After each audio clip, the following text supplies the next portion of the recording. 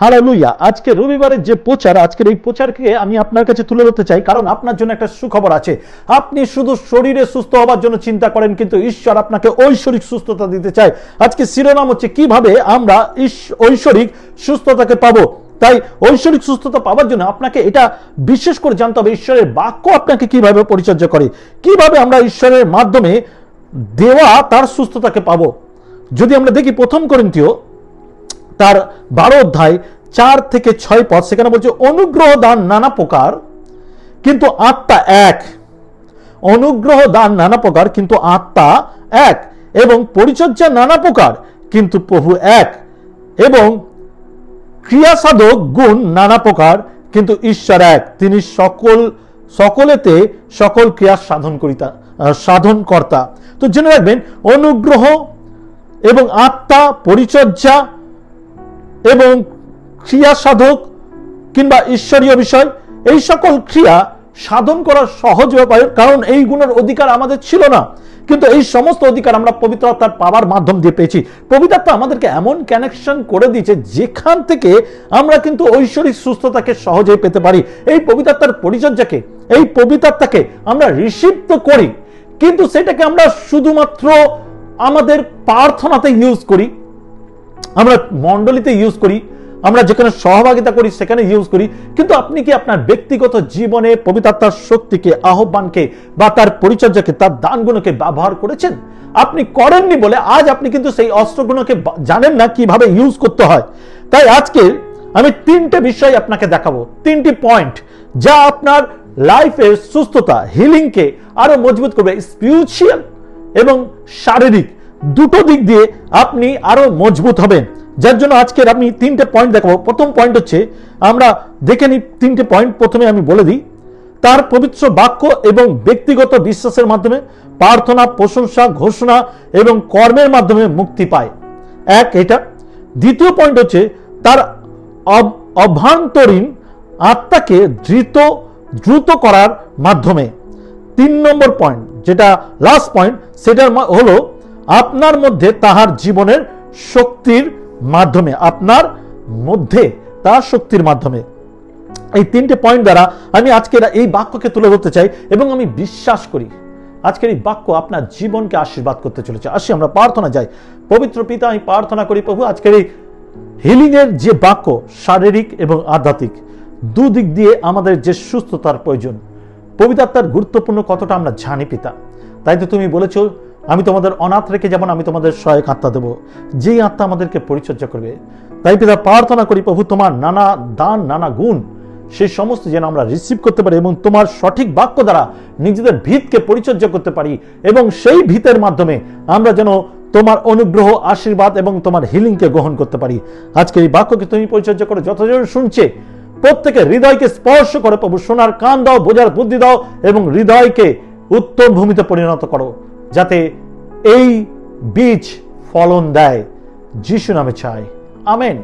আসি আমরা প্রথম পয়েন্ট দেখি, তার পবিত্র বাক্য এবং ব্যক্তিগত বিশ্বাসের মাধ্যমে প্রার্থনা, প্রশংসা, ঘোষণা এবং কর্মের মাধ্যমে মুক্তি পাওয়া।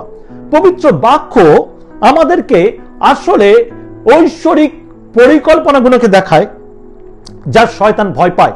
যার জন্য আপনি যখন বাক্যকে ইউজ করেন, বাক্য আপনি যখন তুলে প্রার্থনা করেন, ঈশ্বরের প্রতিজ্ঞার বাক্যকে যখন আপনি তুলে ধরেন, শয়তান কিন্তু ভয়ে কাঁপে।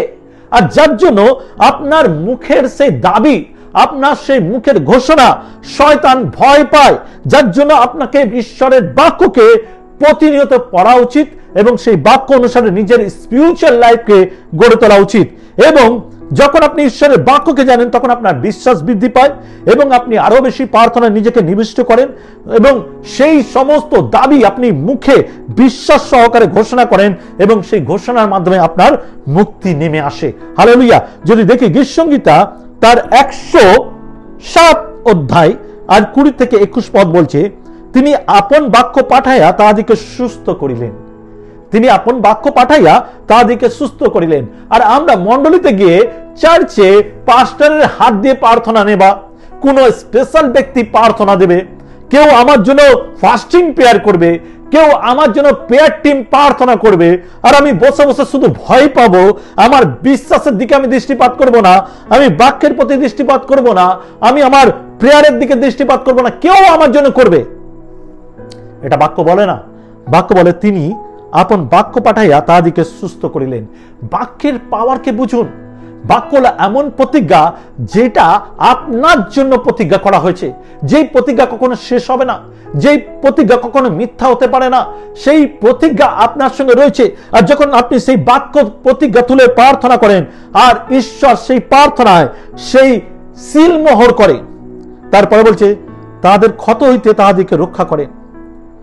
লোকে সদাপ্রভু স্তব করুক, তাহার দয়া উপযুক্ত, মনুষ্য সন্তানদের জন্য তাহার আশ্চর্য কর্ম উপযুক্ত। হালেলুয়া। যখন আমাদের কাছে সে বাক্য রয়েছে, তখন এটা আমাদের জানা উচিত এবং বিশ্বাস করা উচিত যে আমরা অলরেডি উদ্ধার পেয়ে গেছি, আমাদের জীবনে মিরাকেল শুরু হয়ে গেছে। আমরা তার স্তব করা শুরু করা উচিত, ঈশ্বরকে ধন্যবাদ দেওয়া উচিত, কারণ তার আশ্চর্য কর্ম আমাদের জন্য অলরেডি শুরু হয়ে গেছে। খ্রিস্টীয় ভাই বোন, জেনে রাখুন, আপনি বাক্যের প্রতিজ্ঞার সঙ্গে যখন প্রার্থনা করেন, আপনি নিশ্চিন্ত হয়ে যান, কারণ সেই প্রতিজ্ঞা কখনো নিষ্ফল হয় না। প্রতিজ্ঞার উত্তর আছে। হালেলুয়া। সেকেন্ড পদ পড়ব হিতোপদেশ তার 4 অধ্যায় 20 থেকে 22, যেখানে বলছে তিনি আপন বাক্য পাঠাইয়া তাহাদিকে সুস্থ করেন। হিতোপদেশ তার 4 অধ্যায় 20 থেকে 22, সেখানে বলছে বৎস আমার বাক্য অবধান করো। বৎস আমার বাক্য অবধান করো, আমার কথায় কর্ণপাত করো, ইগনোর নয়। তার বাক্য, তার কথা শোনো, তার বাক্যগুলো হৃদয়ে রাখো।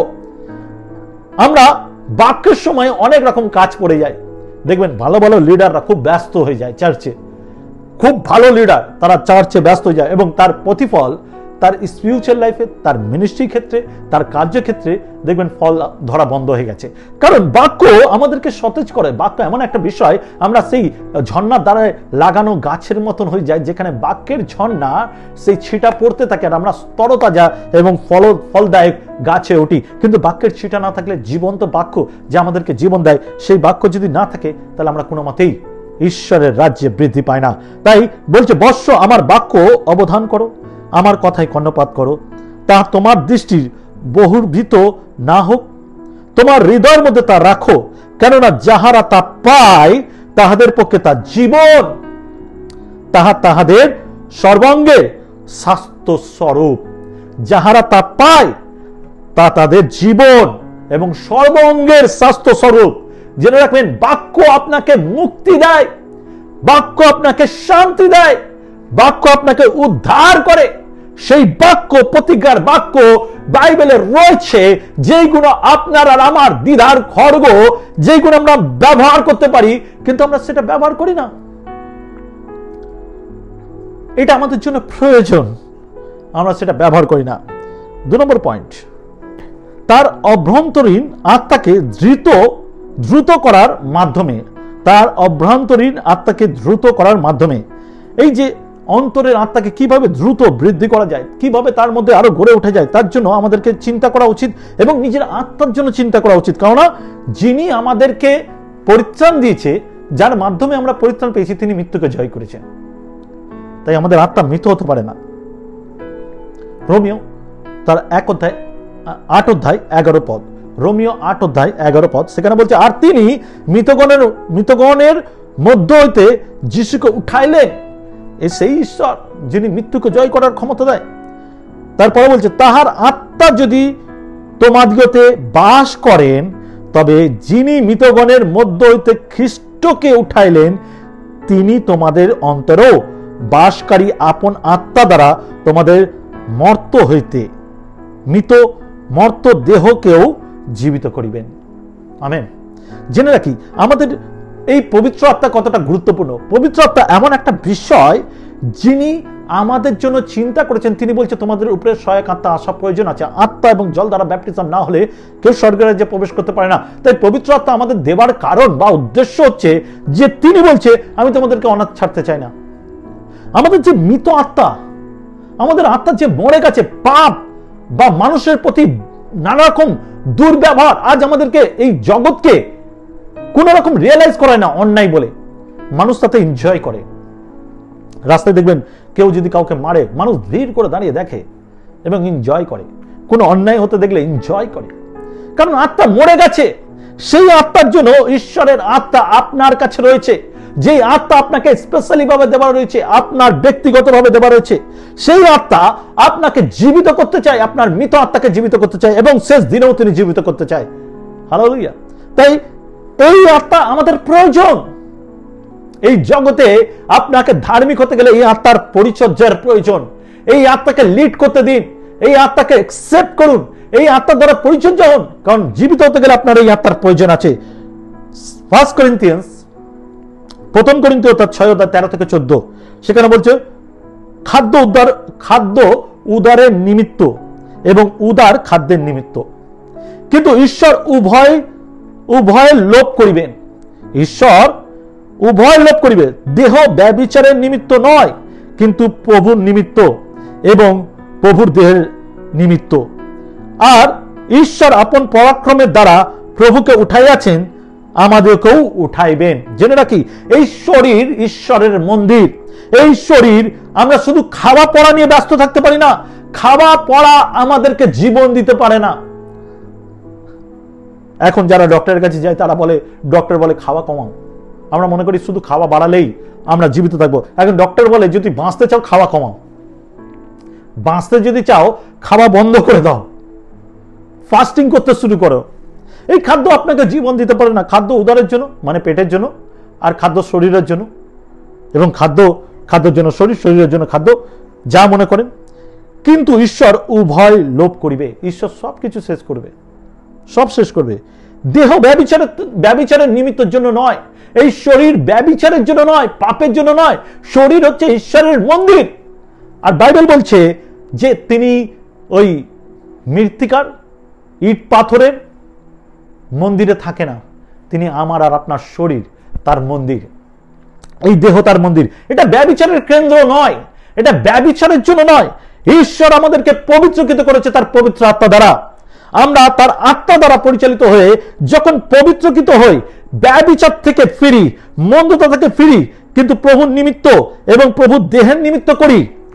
আর ঈশ্বর আপন পরাক্রমের দ্বারা প্রভুকে উঠাইয়াছেন, যেরকম ঠিক সেইভাবে আমাদেরকে উঠাইবে, ঠিক সেইভাবে আমাদেরকে উঠাবে।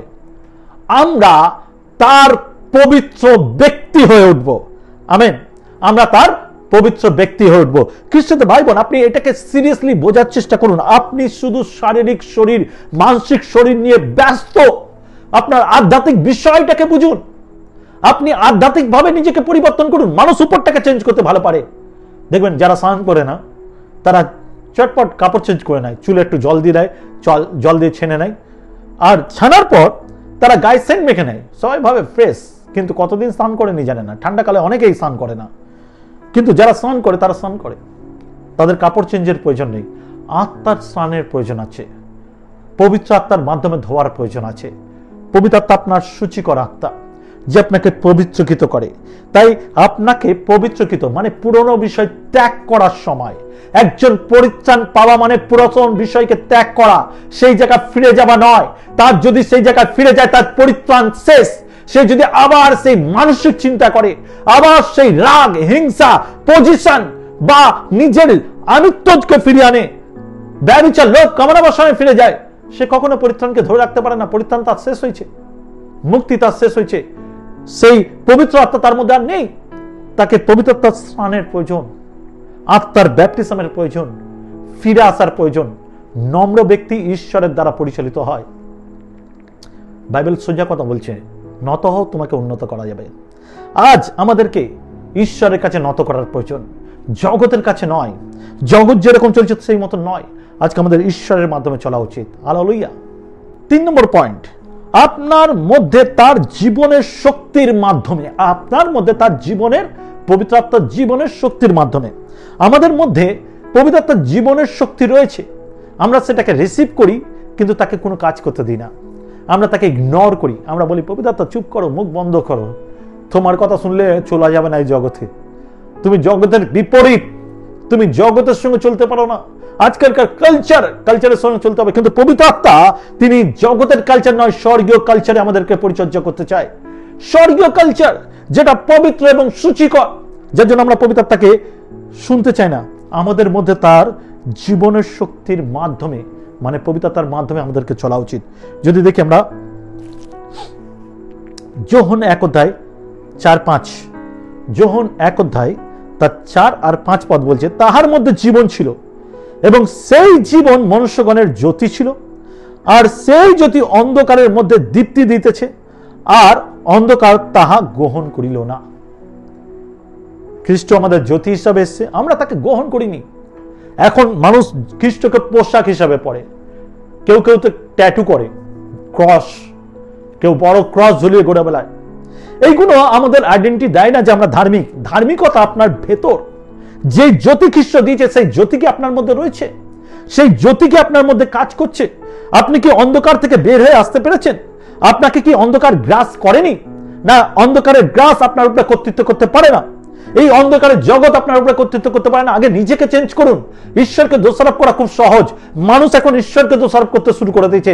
ঈশ্বর তো দেখে না, প্রার্থনা চাইলে উত্তর দেয় না। আপনি আপনার ব্যক্তিগত জীবন পরিবর্তন করেন না, যার জন্য সেই জ্যোতি আপনার কাছে প্রকাশ হয় না।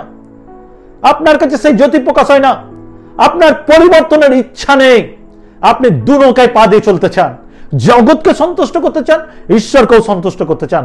এক দাস দুই কর্তার দাসত্ব করতে পারে না, হয় একজনকে সন্তুষ্ট করে, একজনকে অসন্তুষ্ট করে। তাই জেনে রাখুন, আপনি ঈশ্বরের সন্তান। ঈশ্বর আপনাকে অধিকার দিয়েছে, আপনি জগতের জ্যোতির, সেই জ্যোতির সন্তান। তাই অন্ধকার থেকে বেরোবার চেষ্টা করুন। অন্ধকার আপনাকে ঢেকে রেখেছে, আপনার চোখকে বন্ধ রেখেছে। অন্ধকার থেকে বের হওয়ার চেষ্টা করুন। এই জাগতিক আনন্দ না বেশি দিন থাকবে না, এই জাগতিক উল্লাস বেশি দিন থাকবে না। জেনে রাখবেন, ঈশ্বর একমাত্র উদ্ধার, যিশু একমাত্র পথ, সত্য, জীবন। যদি দেখি 2 করিন্থিয়ান্স, আমি শেষে রয়েছি, 2 করিন্থীয় তার 4:10 এবং 11 পদ, শেষ পদ আমি পড়ছি। 2 করিন্থীয় তার 4:10 থেকে 11, 2 করিন্থিয়ান্স বা 2 করিন্থীয় 4:10 আর 11 পদ, এই দুটি পদ পড়ছি।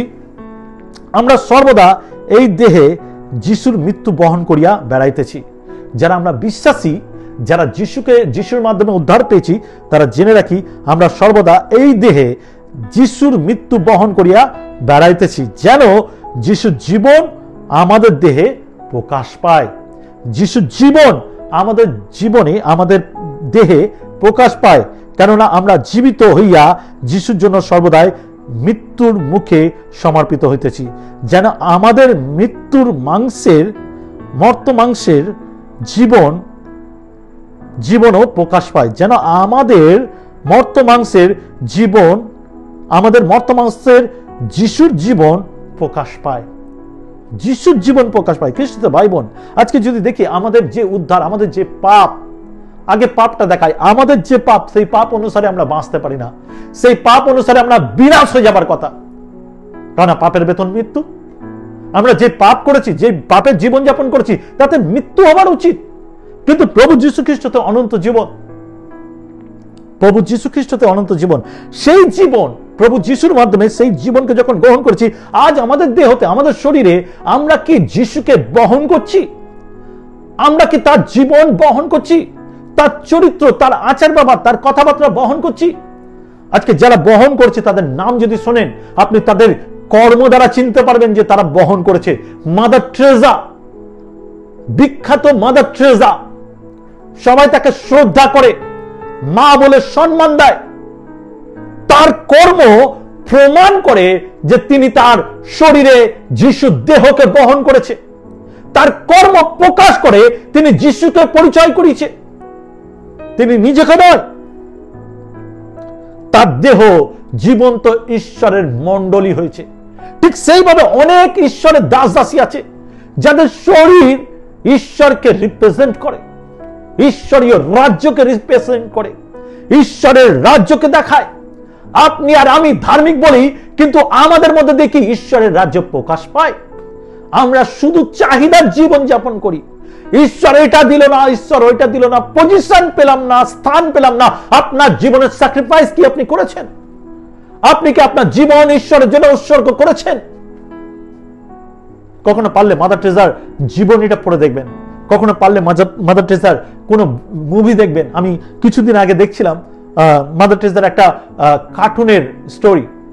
আমার লাইফে মাদার টেরেসার সম্বন্ধে অভিজ্ঞতা অনেক বেশি, কারণ আমি ওনাকে স্বচক্ষে দেখেছি এবং উনি যেই কালীঘাটের যেই জায়গা, সেখানে আমি ওনার সঙ্গে অনেক সময় ছিলাম। খুব ছোট, আমার পিসি কাজ করতো ওখানে, আর আমি ছোটবেলায় আমার ছুটি আমি ওখানে কাটাতাম।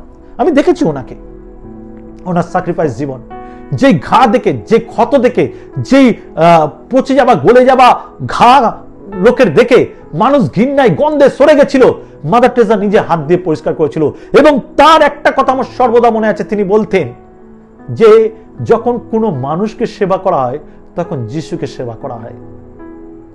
তিনি যিশুকে দেখতে পেতেন তাদের মধ্যে। তার শরীর, তার আত্মা যিশুকে বহন করেছে, তাই সে সেই কাজ করার অধিকার পেয়েছে। তার কাছে কোনো এক্সকিউজ ছিল না, সে কোনো অজুহাত দেয়নি, সে কোনো মানুষেরকে বলেনি যে ও কেন করছে না, আমি কেন করব। তার জীবনে একটাই উদ্দেশ্য ছিল, আমার শরীর ঈশ্বরের মন্দির, আমি ঈশ্বরকে বহন করব। সে যিশুকে বহন করেছিল।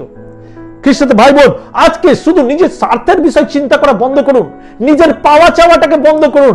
আপনি কি ঈশ্বরের জন্য কিছু করেছেন? একবার চিন্তা করুন তো, আপনি কি ঈশ্বরের জন্য সমর্পিত? আপনার জীবন কি যিশুকে বহন করে? আপনার শরীর কি যিশুকে বহন করে?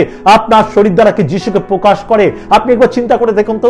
শুধু চাওয়া পাওয়া আর এবং শুধু তার কাছে হাত পেতে চাওয়া, ভিখারি হয়ে চাওয়া, এটাই আমাদের স্বভাব হয়ে দাঁড়িয়েছে।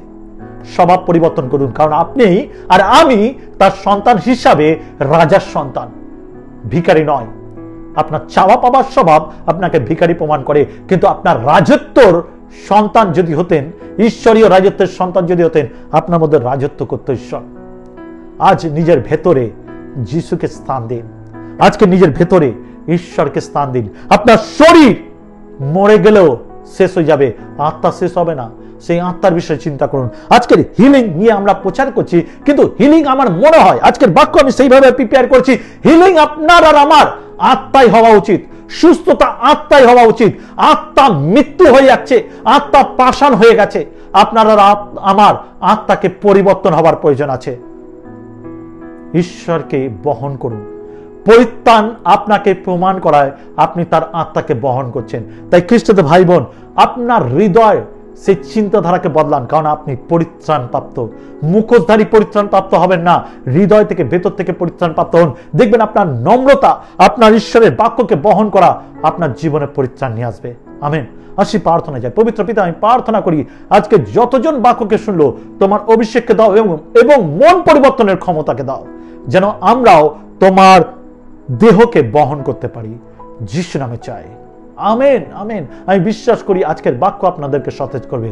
যদি এই বাক্য ভালো লেগে থাকে, অবশ্যই আপনারা কমেন্ট করবেন, লাইক করবেন, শেয়ার করবেন। কমেন্ট আমাদেরকে খুব সাহায্য করে মোটিভেশন হতে বা উদ্যোগ নিতে, যাতে আপনাদের জন্য আমরা আরো বাক্য তৈরি করতে পারি। ভালো থাকবেন, সুস্থ থাকবেন, সবাইকে জয় যিশু।